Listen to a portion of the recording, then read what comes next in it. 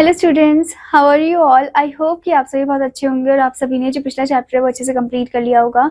So now let's move into the chapter number 10 and the chapter name is algebraic expressions. So student, जैसे कि आपको पता है कि ए से लेकर जेड तक जो भी लेटर्स है अल्फ़ाबेट में वो सभी क्या होते हैं मैथ्स टर्म में, these are the variables. Okay, इनको हम वेरिएबल्स बोलते हैं। सो स्टूडेंट, वेरिएबल से रिलेटेड ही कुछ ऐसे क्वेश्चंस होते हैं जो हम सॉल्व करते हैं। ठीक है, कभी होता है कि हम वेरिएबल को इक्वेशन के फॉर्म में ही पुट करके चलते हैं, उसे इक्वेशन फॉर्म में ही मानते हैं, ठीक है, उसे एज अ वेरिएबल लेकर चलते हैं। पर कभी हम वेरिएबल को एज अ नंबर फॉर्म में भी लेकर चलते हैं। ठीक है, तो चलिए हम अलजेब्रिक एक्सप्रेशन जो चैप्टर है इसको डिटेल में जानते हैं। Okay, so before starting this chapter, here you can see the warm up activity. Here you can see the warm-up activity given. Okay, so in this, in class 6, you had already learned that variables can take on different values and the value of constant is fixed. अब class 6 में आपने पढ़ा है कि जो variables होते हैं वो different values को ले सकते हैं, ठीक है, और जो constant होते हैं वो हमेशा fixed होते हैं. Okay, you had also learned how to represent variables and constants using letters like x, y, z, a, b, p, m, etc. आप सभी ने सीखा है कि कैसे हम वेरिएबल को रिप्रेजेंट करते हैं, कांस्टेंट को रिप्रेजेंट करते हैं by the letters. Okay, you also come across simple algebraic expressions like 2x - 3 and so on. और आप सभी जानते हैं about the algebraic expression like 2x - 3. Okay, so you had also seen how these expressions are useful in formulating and solving problems. और आपने ये भी देखा है कि कैसे ही जो expressions है काफ़ी ज़्यादा useful होते हैं formulate करने में और problems को solve करने में. Okay, so in this chapter you will learn more about algebraic expressions and their addition and subtraction. तो इस chapter में आप सीखोगे किसके बारे में, algebraic expression के बारे में और addition और subtraction के बारे में. Okay, उनके addition और subtraction के बारे में. However, before doing this we will get acquainted to words like terms, like terms, unlike terms and coefficient. Okay, इसे करने से पहले हम कुछ ऐसे वर्ड्स हैं जिनके बारे में हम जानेंगे, जैसे कि term, like term, unlike term और coefficient. Okay, so here you can see, आप नंबर देख सकते हो, अल्फाबेट्स देख सकते हो, लेटर्स देख सकते हो. So these are word, these are the variables. Okay, now student, before moving further, before starting the chapter, here comes the another point, that is, letters used to represent numbers are called variables or literal. मतलब कि वो letter जो कि represent करते हैं number को, उन्हें हम वेरिएबल या फिर लिटरल बोलते हैं. चाहे वो x भी हो सकता है, a भी हो सकता है, b भी हो सकता है. ठीक है, so to understand a pattern and make a rule we use a variable. Pattern को अंडरस्टैंड करने के लिए और रूल को बनाने के लिए हम वेरिएबल का यूज करते हैं. a symbol having a fixed value is called a constant. मतलब एक सिंबल जिसका फिक्स वैल्यू होता है उसे हम कांस्टेंट बोलते हैं. a variable takes on different values, its value is not fixed. जो वेरिएबल होता है वो डिफरेंट वैल्यू को लेता है और उसका जो वैल्यू है वो फिक्स नहीं होता है. Okay, so the length of a square can have any value. जो लेंथ होता है स्क्वायर का उसकी कोई भी वैल्यू हो सकती है. It is a variable. ठीक है, वो क्या है, एक वेरिएबल है. But the numbers of angles of a square has a fixed value, that is 4. Okay, पर जो नंबर ऑफ एंगल्स होते हैं स्क्वायर के उसका फिक्स्ड वैल्यू होता है, यानी कि 4. ठीक है, 4 एंगल्स होते हैं स्क्वायर के तो 4 वैल्यू उसका फिक्स्ड है. It is not a variable, वो वेरिएबल नहीं है. Okay, so variables are numbers although their value is not fixed. Variable क्या है, नंबर है, ऑल्दो उनकी जो वैल्यू है वो फिक्स नहीं है. Okay, we can do the operations of addition, subtraction, multiplication and division on them just as in the case of fixed number. तो हम कुछ ऐसे operations कर सकते हैं जैसे addition, subtraction, multiplication, division का, ठीक है, उन पर just in the case of the fixed number. Okay, so using different operations we can form expressions with variable. तो different operations को use करके हम expression form कर सकते हैं with the variable. Okay, so variable allow us to express many common rules in geometry and arithmetic in a general way. अब variable क्या करते हैं, हमें allow करते हैं कि हम जो भी common rules उनको express कर सके geometry में और arithmetic में in the general way. Okay, now student, here you can see the first concept of this chapter, topic 1. First topic is formation of algebraic expressions. So by algebraic we mean literals or letters only, but an algebraic expression includes constants, arithmetic numbers and signs of operations also. अब यहाँ पर बोला है कि जब algebraic होता है तो उसका मतलब लिटरल या लेटर ही होता है, पर जब एल्जेब्रिक एक्सप्रेशन की बात आती है तो उसमें कांस्टेंट इंक्लूड हो जाते हैं, अरिथमेटिक नंबर होता है, साइंस ऑफ ऑपरेशंस होते हैं. Okay, algebra is the mathematics of variables expressed in letters of alphabet. Algebra जो है वो मैथमेटिक्स है वेरिएबल का जो कि एक्सप्रेस किया जाता है in letters of alphabet. Okay, a symbol in algebra which take various numerical value is called a variable. मतलब कि जो सिंबल होता है किसमें, सिंबल होता है अलजेब्रा में वो बहुत सारे न्यूमेरिकल वैल्यू को लेता है जिसे हम वेरिएबल बोलते हैं, okay. And a symbol in algebra having fixed numerical value is called a constant. और जो सिंबल होता है अलजेब्रा में जिसका फिक्स्ड न्यूमेरिकल वैल्यू होता है वो कांस्टेंट होता है, okay. So here you can C constants यानी कि numbers, then variables and operation symbols are combined to form the mathematical expression, okay। Constant, variable और ऑपरेशनल सिंबल एक साथ कंबाइन हो जाते हैं ताकि वो एक मैथमेटिकल ऑपरेशन को फॉर्म कर सके, ओके, एक्सप्रेशन को फॉर्म कर सके। A combination of constant and variable, जो कॉम्बिनेशन होता है कांस्टेंट का और वेरिएबल का, connected by the science of fundamental operations, जो कि साइन ऑफ फंडामेंटल ऑपरेशन यानी कि एडिशन, सबट्रैक्शन, मल्टीप्लिकेशन और डिवीजन से कनेक्टेड होते हैं, उनको हम अलजेब्रिक एक्सप्रेशन बोलते हैं, ठीक है student. For example the expression 5x plus 6 is formed first by multiplying x by the constant 5। अब ये जो एक्सप्रेशन है 5x by 6, 5x plus 6, इसको हमने कैसे फॉर्म किया है, पहले हमने मल्टीप्लाई किया है वेरिएबल x को 5 के साथ, ठीक है, कांस्टेंट 5 के साथ, एंड देन हमने ऐड कर दिया उसमें किसको, कांस्टेंट 6 को ऐड कर दिया ताकि हमें प्रोडक्ट मिल जाए। सिमिलरली 4y minus 2 जो है वो फॉर्म हुआ है, पहले हमने मल्टीप्लाई किया है y को किससे, 4 से, एंड देन सबट्रैक्ट किया है 2 को from the product, okay. Now expression can be form by combining variables. Expression form हो सकते हैं जब हम वेरिएबल्स को कंबाइन करते हैं, ओके, लाइक किसके साथ कंबाइन करते हैं, विद देमसेल्व्स, उसके खुद के साथ, ठीक है, या फिर हम दूसरे वेरिएबल के साथ कंबाइन करते हैं, okay. For example the expression x square is obtained by multiplying the variable x by itself। अब x स्क्वायर एक्सप्रेशन जो है वो ऑब्टेन होता है जब हम उसके वेरिएबल के साथ ही उसे मल्टीप्लाई कर देते हैं, x into x, that is x square, okay. So x square is commonly read as, x square को हम कॉमनली पढ़ते हैं एज x स्क्वायर्ड या फिर x raise to the power 2, okay. In the same manner हम लिखते हैं x into x, that is x cube. x cube is commonly read as x cube और x raise to the power 3, okay. So x square, x cube are all algebraic expressions obtain from x। ये सभी algebraic operations हैं, okay, expressions है जो कि obtain हुए किससे, x से, okay. Next thing is similarly the expression y square is obtain from y। y square y से ऑब्टेन हुआ है। Here by multiplying with y we obtain y square and then we multiply y square with the constant 2, that is 2y square, okay. Next one, in 4x square minus 7 we first obtain x square and multiply किया उसको किसके साथ, 4 के साथ, हमें मिला 4x square, फिर उसे सबट्रैक्ट किया 7 के साथ ताकि हमें एक्सप्रेशन मिल जाए 4x स्क्वायर माइनस 7, ठीक है। नेक्स्ट है इन xy, हमने मल्टीप्लाई करा वेरिएबल x को दूसरे वेरिएबल y के साथ, तो हमें मिल गया xy, ठीक है। नेक्स्ट है 3xy प्लस 5, तो हमने पहले मल्टीप्लाई किया xy को 3 के साथ, देन हमने उसे ऐड किया 5 के साथ, तो हमें मिल गया है एक पूरा equation, that is 3xy plus 5, okay. Now let's move to the next thing, that is terms of an expression. A term is a number, letter, group of letters or group of numbers and letters joined by multiplication or division and not by addition or subtraction। मतलब term क्या होता है, term एक number होता है, group of letters होते हैं, group of numbers होते हैं, letters होते हैं जो join होते हैं multiplication के through या फिर division के through, पर addition और subtraction के through नहीं होते हैं वो join, okay। Terms are added to make an expression। terms को add किया जाता है ताकि expression बनाया जा सके। For example, the addition of the terms 3x square and 5 will give the expression 3x square plus 5। तो 3x square अपने आप में एक टर्म है, 5 अपने आप में एक टर्म है, दोनों को ऐड किया है तो उनको कंबाइन कर दिया हमने, ठीक है। फिर ऐसे ही स्टूडेंट आपको दिया है each of 5x, x square, xy, ये सभी क्या है, टर्म्स है, बट x प्लस y जो है वो टर्म नहीं है, ओके, वो क्या है, एक एक्सप्रेशन है, ठीक है, which has 2 terms x and y। ये एक एक्सप्रेशन है जिसके 2 टर्म है x और y, okay. Thus, various parts of an algebraic expression which are supported by the sign of plus or minus are called the terms of the expression।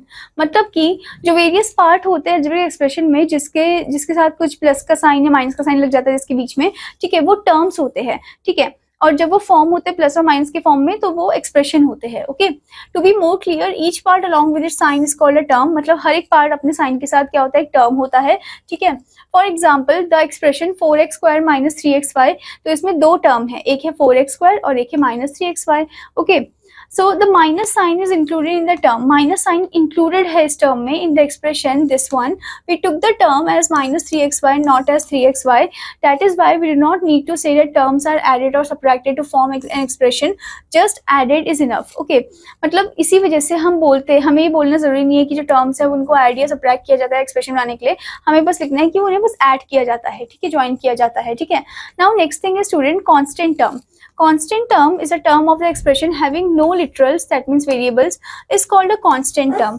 मतलब constant term में कोई variable नहीं होता है, कोई literal नहीं होता है, okay। For example the expression 5x minus 7, इसमें जो कांस्टेंट टर्म है वो है -7. ओके, अब यहाँ पर जो 4x स्क्वायर माइनस 3xy, इसमें कोई भी कांस्टेंट नहीं है, सब में वेरिएबल ही है. ठीक है. Now let's know about factors. Factors of a term. A term is a product of one or more numbers. अब जो term है वो product है, वो multiplication form है एक या एक से ज़्यादा number का, and or literal number. Okay, these numbers and or literal number are known as factors of the term. Okay, तो जो numbers होते हैं, literal number होते हैं, उनको हम factor बोलते हैं term का. For example, the term 3x square is a product of 3x and x. We say that 3x and x are factors of the term 3x square. Okay, तो यहाँ पर आपको एक टर्म दिया गया है 3x स्क्वायर, और इसकी जो प्रोडक्ट है वो कौन कौन से है, 3 इंटू एक्स. ओके, तो यहाँ पर ये जो 3x है ये क्या है, आपके फैक्टर्स है टर्म के. ठीक है. तो a term is a product of its factor. Term जो होता है वो प्रोडक्ट होता है फैक्टर का. फैक्टर को आपस में मल्टीप्लाई कर देते हैं तो हमें क्या मिलता है, टर्म मिलता है. ठीक है. Similarly, the term -4xy is a product of its factor. वो भी प्रोडक्ट है उसकी फैक्टर का. Okay.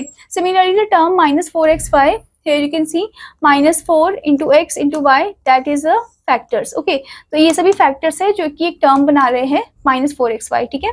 Now let's see the tree diagram. So we can represent the terms and factors of the terms of an expression by a tree diagram. तो tree diagram के जरिए हम इसे represent कर सकते हैं ताकि इसे easily comprehensive बना सके आपके लिए. ठीक है. Note in the tree diagram we use dotted lines for terms to avoid mixing them. अब tree diagram में हम क्या कर रहे हैं, हम dotted line का use कर रहे हैं ताकि हम उसको like avoid करें mixing को. ठीक है, मतलब उसे एक साथ mix ना कर दे. ओके, तो आप यहाँ पर देख सकते हो, आपको tree diagram दिया गया है. ठीक है स्टूडेंट, तो आप देख सकते हो 4x स्क्वायर माइनस 9 आपका एक्सप्रेशन है. ये क्या है, आपका एक्सप्रेशन है. This is your expression. ठीक है. और इधर जो दो टर्म्स है वो है आपका 4x स्क्वायर और -9. ये क्या है, आपके टर्म्स है. ठीक है. और इनमें से भी और इसको फर्दरली आप लाइक इलेबोरेट कर दोगे तो ये आपके क्या हो गए, फैक्टर्स हो गए. ठीक है. ये फैक्टर्स है और इसका फैक्टर तो -9 ही है इटसेल्फ. ओके, तो also note that the term -9 has only one factor. उसका एक ही factor, that is -9 only. In the expression with variables, it is a common practice not to indicate factors of numbers. Thus we have not shown -9. इसीलिए -9 का factor नहीं दिखाई, क्योंकि हमें पता है ऑब्वियसली कि उसका फैक्टर तो वही होगा. ठीक है. सो एज इसका फैक्टर कभी भी आप ऐसे भी नहीं दिखाओगे स्टूडेंट, -3 into 3 रॉन्ग माना जाएगा. But we express the terms with variables, पर हम जो टर्म्स है विद वेरिएबल्स उनको एक्सप्रेस कर रहे हैं as a product of the factor. ठीक है, फैक्टर के प्रोडक्ट के फॉर्म में. जैसे कि x स्क्वायर है तो इसका फैक्टर क्या होगा, x into x. 4x square है तो क्या हो जाएगा, 4 as one factor, and x square जो इसका दो फैक्टर हो जाएंगे, x इंटू एक्स. ठीक है. The literal factors are such that they can not be further factorise. अब जो लिटरल फैक्टर्स होते हैं उनको हम बाद में आगे जाकर और फैक्टराइज नहीं करते हैं. Thus, if x cube were a term, अगर सोचो कि x cube एक टर्म है, ठीक है, तो इसके जो फैक्टर्स होंगे it would be taken as x into x. That means मतलब हम सेपरेटली लेकर चलेंगे, उसको फर्दरली इलेबोरेट करके चलेंगे. ऐसा आप कभी नहीं लिखोगे कि x स्क्वायर इंटू एक्स, ये गलत माना जाएगा. ठीक है. A term like x square और xy contain the factor 1 in it. इनके अंदर एक फैक्टर है 1. ठीक है. That is it is 1x square या फिर 1xy के फॉर्म में भी हम मान सकते हैं. For the purpose of operations, मतलब कि for the purpose of operation we are putting it. Okay, and not 0x square और 0xy. कभी भी आपको ये नहीं सोचना है कि इनके आगे तो कुछ नहीं है तो इसका मतलब 0 होगा. नहीं, 0 नहीं होता है. 0 होता तो पूरा ही वो 0 होता फिर. ठीक है. तो अगर कुछ नहीं होता है दिया गया नंबर, तो आपको 1 ही सोच के चलना है, 1 मानकर चलना है, एज्यूम करके चलना है. ठीक है. But 1 is not shown as a separate factor. So 1x square is written as x square. Okay, तो 1 जो है उसको कभी भी सेपरेट फैक्टर के फॉर्म में नहीं दिखाया गया, तो इसीलिए 1x स्क्वायर को हम क्या मानते हैं, x स्क्वायर ही मानते हैं. ठीक है. Now student, the next thing is coefficient of a term. अब ये कोएफिशिएंट क्या होता है, the factors of a term may be numerical and और algebraic, that is variables. The numerical factor is said to be the numerical factor is said to be the numerical coefficient or simply the coefficient in a term. अब जो numerical factor होता है student, उसे हम numerical coefficient बोलते हैं या फिर simply the coefficient in a term बोलते हैं. Okay, it is said to be the coefficient of the rest of the term, which is obviously the product of algebraic factors of the term. Okay, जो कि क्या है, product है algebraic factors के of the term. So thus in 5xy, 5 is what, 5 is the coefficient in the term. 5 जो है वो coefficient है in the term. Okay, it is the coefficient of xy. 5 किसका coefficient है, xy का coefficient है.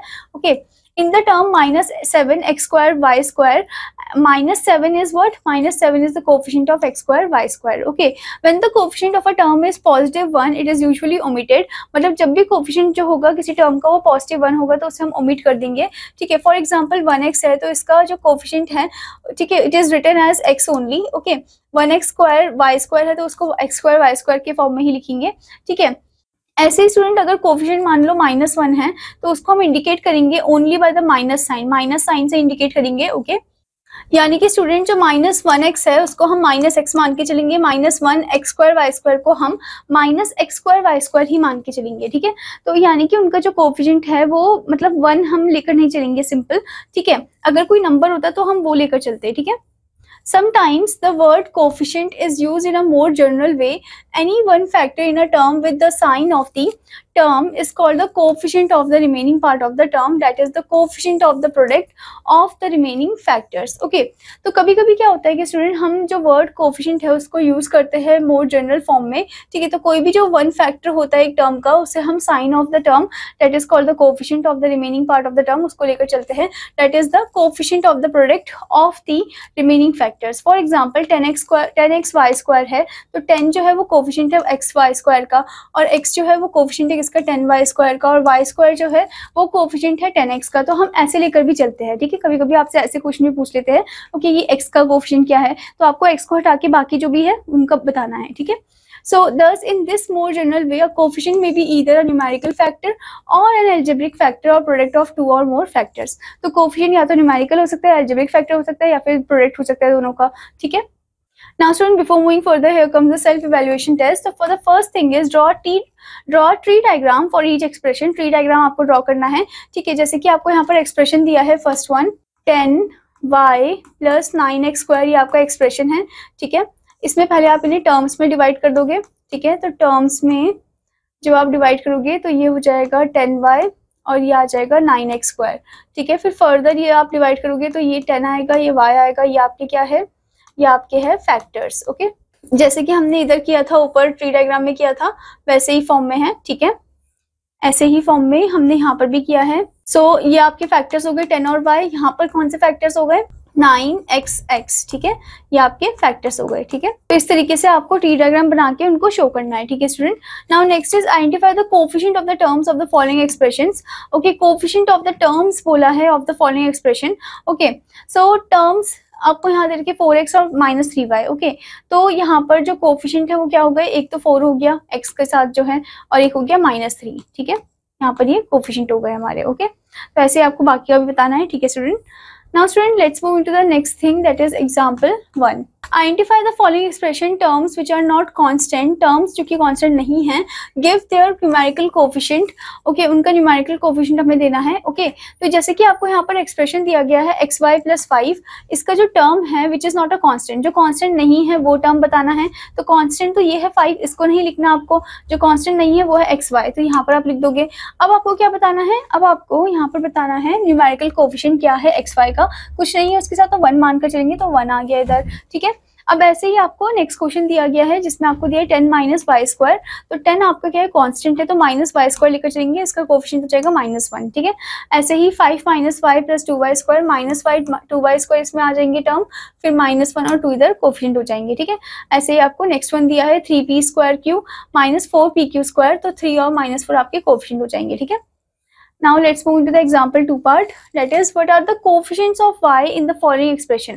अब y के कोफिशिएंट क्या है ये बताना है. तो टेबल आप बनाओगे, इसमें एक्सप्रेशन लिखोगे, सेल नंबर है, ठीक है, टर्म विद फैक्टर y है और कोफिशिएंट ऑफ y है, ठीक है. तो 5x minus 8y term with factor y -8y है और इसका कोफिशिएंट -8 हो जाएगा, ठीक है. 18 प्लस yz है, तो yz इसका टर्म विद फैक्टर y है और z इसका कोफिशिएंट हो जाएगा, ठीक है. तो इस तरीके से आपको इन्हें करना है, ठीक है. Now let's move to the next thing, that is like and unlike terms. When terms have the same algebraic factors, they are like term. मतलब कि जब term में same algebraic factor होते हैं तो वो like terms होते हैं. Okay, for example in the expression 4x minus y minus 5x minus 7xy minus 6, consider the term 4xy and minus 7xy.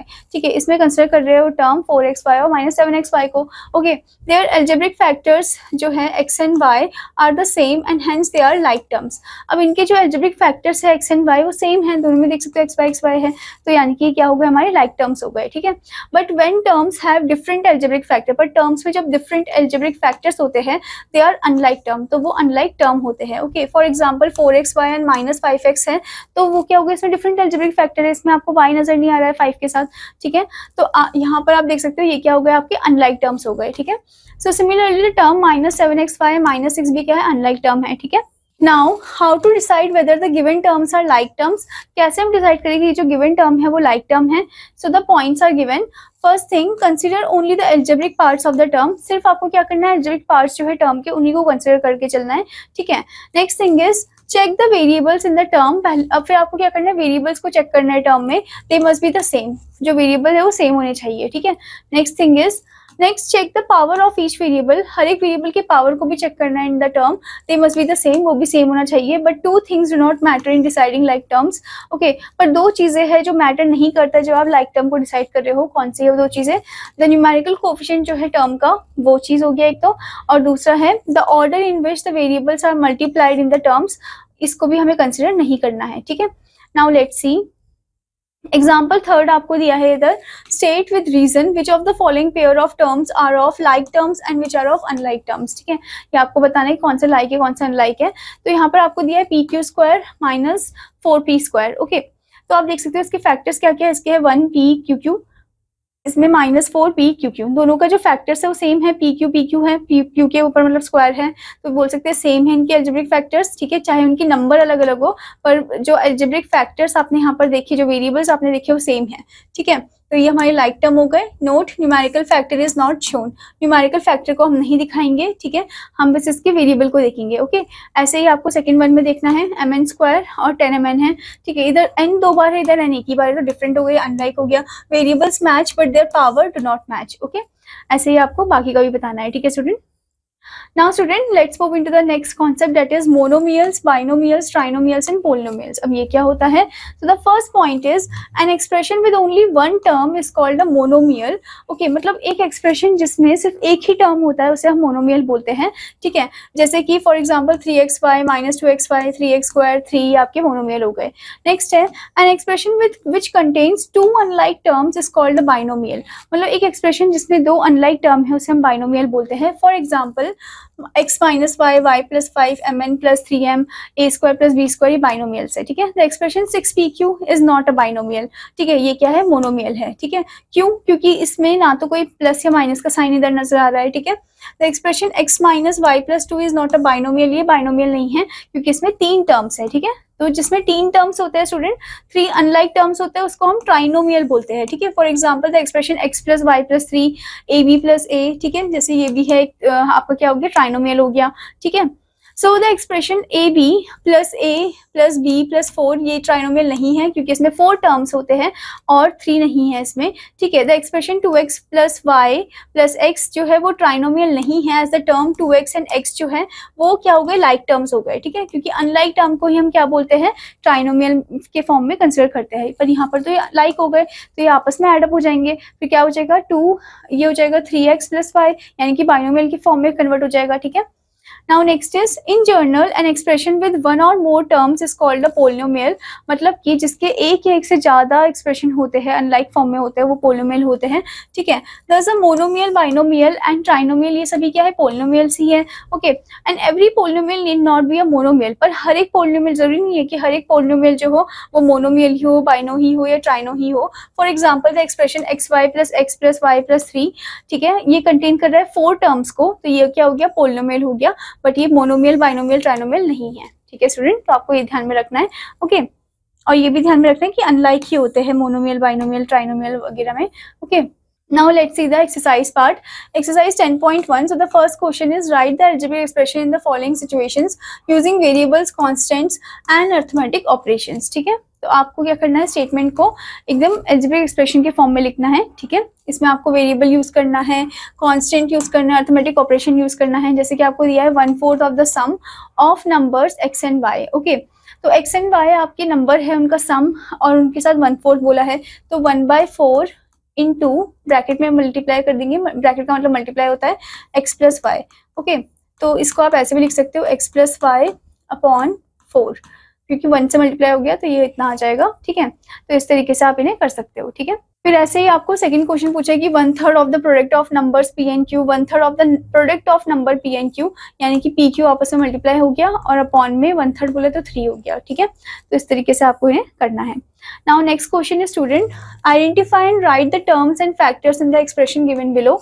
Expression दिया है, टर्म्स और फैक्टर लिखने हैं, जैसे कि इसके टर्म्स क्या हो गए -3x और 2y, इसके टर्म्स हो गए। फैक्टर क्या हो गया, इसमें आप फैक्टर देखो तो इधर -3 और इधर x हो गया, इसमें फैक्टर है 2 और y, ठीक है। तो इस तरीके से आपको बताना है, आप ट्री ड्रॉ करके भी ऐसे बता सकते हो, ठीक है।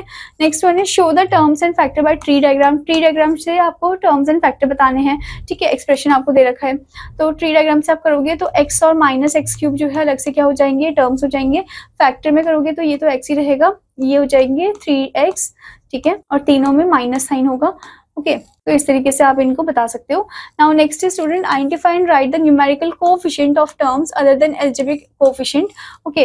अलजेब्रिक कोएफिशिएंट नहीं देखना, न्यूमेरिकल कोएफिशिएंट आपको देखना है, ठीक है। सो दैट मीन्स जैसे जो भी वेरिएबल है उनके साथ कौन सा न्यूमेरिकल कोएफिशिएंट है, ठीक है, वो आपको बताना है, okay. So here you can C x² आपका एल्जेब्रिक, x² जो है आपका वेरिएबल फॉर्म में है, इसके साथ कोई नंबर नहीं है, 1 मान लेंगे तो 1 इसमें हो गया कोएफिशिएंट, ठीक है। इसमें कोएफिशिएंट क्या है 2 है, इसमें कोएफिशिएंट क्या है 3 है, ठीक है। तो इस तरीके से आपको बताना है, okay. Now next one is give the coefficient of x in the terms which contain x, ठीक है। अब आपको कोएफिशिएंट बताना है x का, ठीक है, इन द टर्म्स जिसमें क्या कंटेन हो रहा है, x कंटेन हो रहा है, ठीक है। तो आपको यहाँ पर दिया x + y + 4, अब x के साथ क्या है, कुछ नहीं है तो 1 मानेंगे, तो 1 है इसका कोएफिशिएंट, ठीक है। इसमें z + zx है, x के साथ क्या है z है, तो z इसका कोएफिशिएंट है, ठीक है। Now next question is identify the terms which contain y² and give the coefficient of y²। Term identify करना है जो y² को कंटेन करे और y² के साथ जो कोएफिशिएंट है वो आपको लिखना है, ठीक है। सो यहाँ पर आपको दिया 10y² - 5yz, तो y² के साथ क्या नंबर है 10 है, तो 10 आपका कोएफिशिएंट है, ठीक है। तो ऐसे ही आपको बाकी का भी बताना है, ठीक है student. Now next is student, state whether a given pair of terms is like or unlike term, okay। so here you can see -5x और 6x दोनों में वेरिएबल सेम है, x है, ठीक है, एक ही बार है, तो यानी कि ये आपके लाइक टर्म हो गए, okay. These are like one, okay. और जो अलग अलग है उनके लिए आप क्या लिखोगे, अनलाइक लिखोगे, जैसे इस वाले में अनलाइक है, क्यों, ये एक में x और एक में y है, ठीक है। Now next is classify into monomial, binomial and trinomial. Monomial single form, ठीक है, जिसके साथ कोई ऐसे प्लस माइनस नहीं है। बाइनोमियल 2 होते हैं उसमें फैक्टर्स, ओके। और बाइनोमियल में क्या होता है स्टूडेंट, 2 टर्म्स होते हैं, ठीक है। और जो ट्राइनोमियल उसमें 3 टर्म्स होते हैं, अनलाइक टर्म्स होते हैं। और जो पोलिनोमियल होंगे उनमें 4 या मतलब 4 से भी ज्यादा जो है अनलाइक टर्म्स होंगे, ठीक है। जैसे कि आप देख सकते हो फर्स्ट वन 5 - 3x दोनों अनलाइक है, ठीक है, 2 है इसमें, तो ये हो जाएगा बाइनोमियल, जिसके लिए मैं कैपिटल B लिख रही हूँ, ठीक है। यहाँ पर भी आप 2 देख सकते हो, ठीक है, और दोनों अलग अलग फॉर्म में ही है, तो ये भी आपका बाइनोमियल हो गया।